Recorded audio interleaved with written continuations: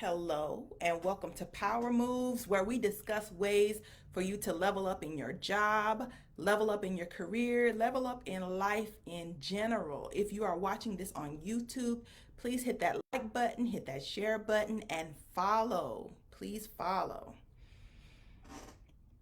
Okay, Power Moves. Tonight we are talking about how to work a job you hate.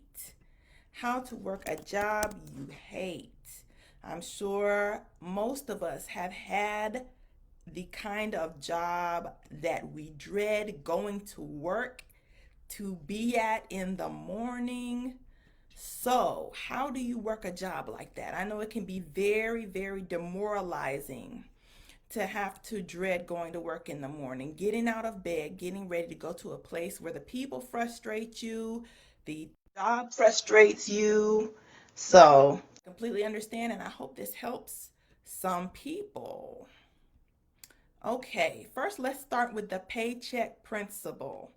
The paycheck principle. I came to this realization when talking to a friend of mine who was feeling unfulfilled at work and with his profession in general, but had no short term solutions. So, a long term solution would be for you to find a job that you do like and you feel you'll be comfortable at and move on. Okay, but in the meantime, what do you do in the short term? What do you do in the meantime? And I just kind of framed it like this: the paycheck principle. Repeat after me. This job is not my life. This job provides the money that I use to finance my life. Again, this job is not my life. This job provides the money that I use to finance my life, which basically means yes, work is important and your work environment is important, but don't give it so much sway that it affects your entire mood, it affects your life, it affects your day to day, your happiness. It should never be that important. Okay? What's important is what you do after work or before work with the people that you love, the people that you want to be with, the people who you spend your time with. Those are the people that's important. When you die, when you're on your deathbed, you're not going to be thinking about your annoying coworkers. You're not going to be thinking about an overbearing boss. You're going to be thinking about the people that you love and the time that you were able to spend with them, the memories. Those are important. So don't give your job too much sway, okay? Live your life. It just provides a means for you to live your life. The paycheck principle. Next, noise blockers. I know sometimes at a job we hate, there's a lot of stuff going on in the background, especially with the people. There's drama. There's a lot of stuff happening around you. What you should do to help you focus is get you some noise blockers. And what I mean by that is music, podcasts, audiobooks. Listening to any of these things is not going to only make your life more manageable, but it's also going to drown out any drama or aggravation that might be happening in the background. Okay, get you a pair of big honking earphones, put them on, and that way people will see you with them and they're going to be less likely to bother you with something unless it's important. Okay, noise blockers.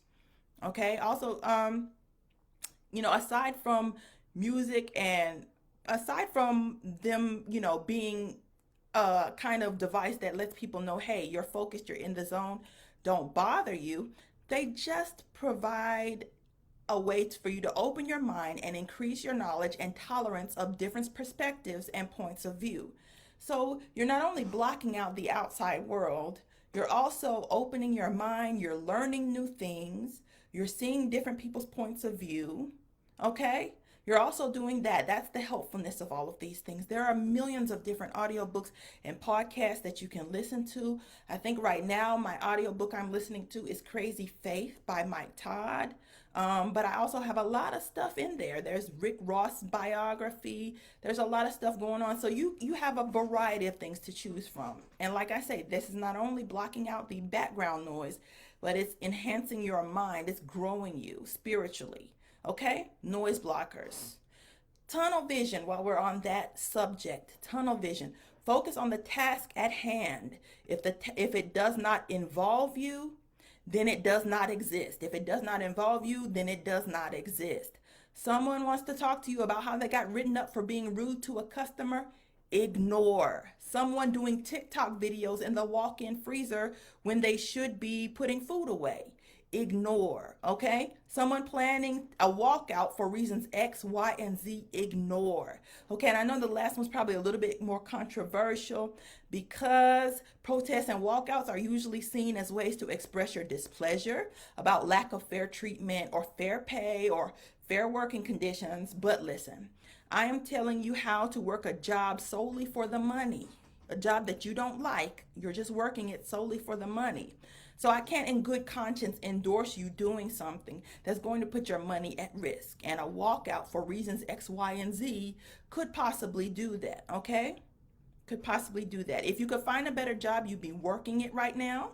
So since you can't find one right now in the interim, you're going to have to put up with some things you don't like until you can. And that's just me being realistic. So have tunnel vision. Focus, focus, focus. Don't let anyone take you off of your goal, distract you from what you're doing. Have tunnel vision.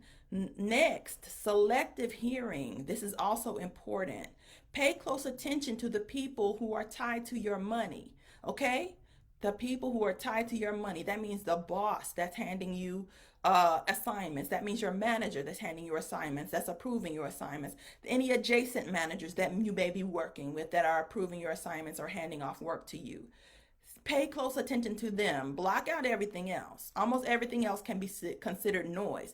If you put the same amount of weight on everyone's input, and that means if you don't block out the background people, okay, and you put the same amount of weight on their comments as you do on your boss or your manager, you're going to end up very frustrated and very, very confused. Don't only listen to the people who are giving you direction and assigning work to you. Consider their intent and, if possible, discuss and ask questions. Knowing where you stand and what is expected of you is going to make your job more comfortable and perhaps even more enjoyable. Okay? It's important to know where you stand and what's expected of you. And a lot of time, the lack of that knowledge is what's fueling our displeasure at work. Okay? So once you have a more well-rounded vision of what's expected of you, you can relax because now you know how to meet your goals and how to please your boss and how to move forward. Okay? So don't just take the assignment and go back to your desk. Discuss, discuss and ask questions. Temporary escape. Temporary escape. This is also important as one of my favorites. Use your lunch break. Use your lunch break. They are giving you a full hour for free to do what you want. Use your lunch break. You can nap, you can shop, you can go to a restaurant. Working through your lunch break and eating at your desk is not going to make you feel better about your job. Again, working through your lunch break and eating at your desk is not going to make you feel better about your job. If you want your current job to at least be bearable, you're going to have to leave the premises as often as you can. Okay? Running or walking are great ways to get your exercise and your steps in. Okay? They're also guaranteed to take your mind off of your work or any problems that are associated with your work. Okay? Eating lunch at a restaurant is a great means of escape, okay? You're getting your vitamin D when you walk outside into the sunlight and you get in your car and you're driving, the sun shining on you instead of that fluorescent light, and those office background noises. It's a restaurant with great ambiance, laughing and chatting customers and delicious food is a great means of escape and is a guaranteed mood lifter, okay? So use your break. Use it. It will definitely make a change in the way that you feel about work. You're going to come back feeling better than you were when you left. Okay? Use your lunch break. Use it. Don't waste it. A lot of people don't get breaks. So use your break.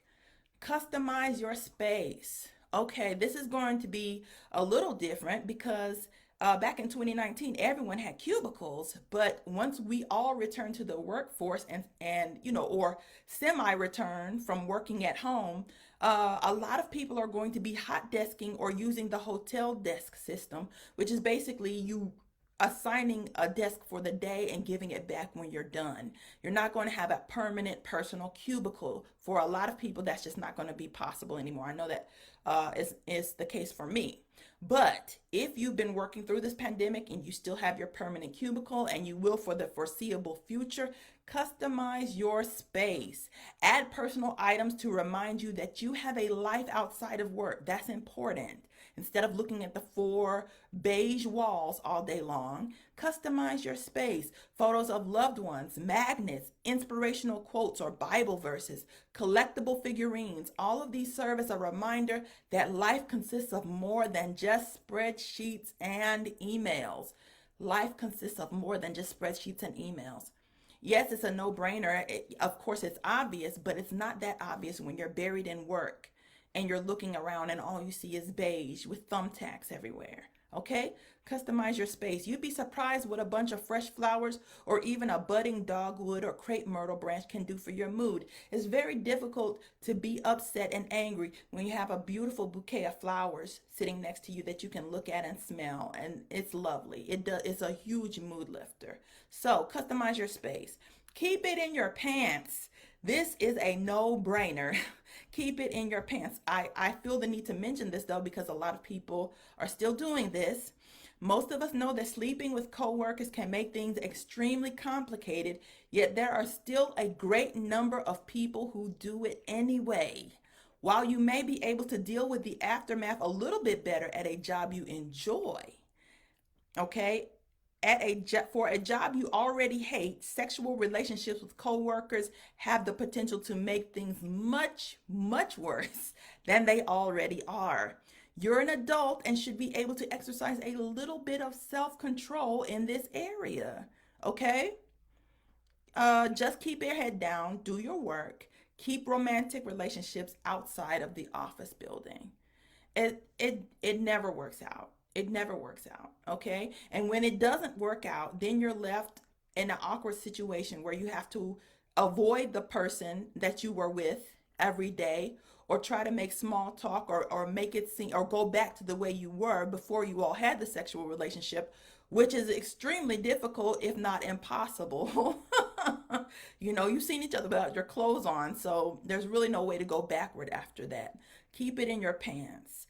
Lastly, pop some pills. If you find yourself irritable and depressed at work, try taking mood enhancing supplements. These supplements work by increasing the dopamine levels in your brain. Dopamine is responsible for mood, attention, and motivation. All of those are key players in how you perceive and work your job. Okay, mood, attention, and motivation. You need more dopamine. These should be able to help you make the time at your job more enjoyable and make you easier to get along with. Why? Because sometimes we're the problem. Sometimes we may hate our job, but we may be the reason that our job is not fulfilling. Our job is not enjoyable. Sometimes we're the problem. So pop some pills, okay? I hope that helped someone. I hope that it definitely helped me. I hope it helped some of you out there. We'll be back next week, same time, same place. We had a few technical difficulties this time, so we're on later than usual this evening. But we'll be back next week. If you want to get in touch with me, feel free. KarenMack.com. That's KaronMack.com. You can contact me there. You can add me on Facebook at Karen Mack, or you can add me on Instagram at Karen_Mack. I would love to hear from all of you. And again, I will see you next week sometime. Thank you so very much.